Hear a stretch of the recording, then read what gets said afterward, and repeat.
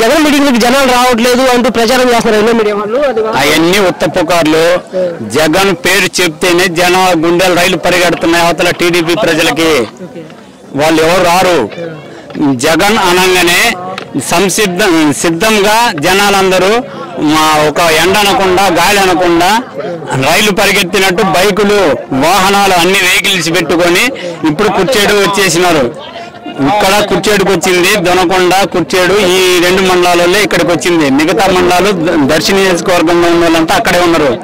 నిన్న జరిగినటువంటి ఇక్కడ రోడ్డు షోలో ఇక్కడ కొనకలమిట్ల ఈ నాగరాజకుంట అడ్డు రోడ్డు దగ్గర జనాలు భారీ ఎత్తుగా వచ్చారు. అక్కడికి జగన్ ఎంతో అభిమానంతో స్త్రీలు అందరూ కూడా ఆయనకు వందనాలు తెలిపారు.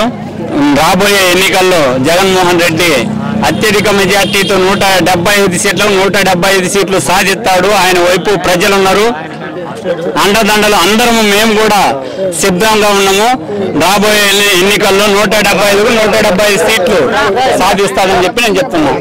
అలాగే చూస్తే అలాగే ప్రతిపక్షాలు ముఖ్యంగా చేస్తుంది అది వ్యాఖ్యలు ఏంటంటే జగన్ ఇంతవరకు రాజధాని కట్టలేదు, ప్రత్యేక హోదా లేదు, అభివృద్ధి లేదు. అవునా, రాజధాని కట్టాల్సిన అవసరం కూడా లేదు. ఎందుకంటే రాజధాని ప్రతి ఒక్క పంచాయతీలో సచివాలయాల వ్యవస్థ పెట్టి ఉన్నాడు. ప్రతి ఒక్కళ్ళు కూడా ఒక మండలానికి పోకుండా ఎవరి పంచాయతీలో వాళ్ళు రాజధాని బదులు ప్రతి ఒక్క పథకాలన్నీ కూడా మనకు సచివాలయ వ్యవస్థ నడుపుతుంది. రాజధాని అవసరం లేదు ఇప్పుడు ప్రస్తుతానికి. ఈసారి సీఎం అయ్యాడంటే రాజధాని కంపల్సరీ కట్టేస్తాడు, దాని గురించి ఇబ్బంది లేదు. వాళ్ళు ఏదో కానిపూని మాటలన్నీ చెప్తుంటారు, అవన్నీ పట్టించుకునే పరిస్థితి ఇప్పుడు జనాలు లేరు. అయితే మరి జగన్ ఒక్కడే ఉన్నారు కదా ఇటువైపు, అటువైపు ఎన్డీఏ కూటమి మీద అన్ని పార్టీలు ఏకమే వస్తున్నాయి కదా, మరి ఇంకా 5 జెండాలు ఆయన కట్టుకొని వచ్చిన జెండా ఒక్కటే చాలు ఎదుర్కోవటానికి. 10 జెండాలు వచ్చినా ఏం చేయవు, అవన్నీ పుల్లలు. ఇది కర్ర, రాడ్డు దేని కర్ర ఇది.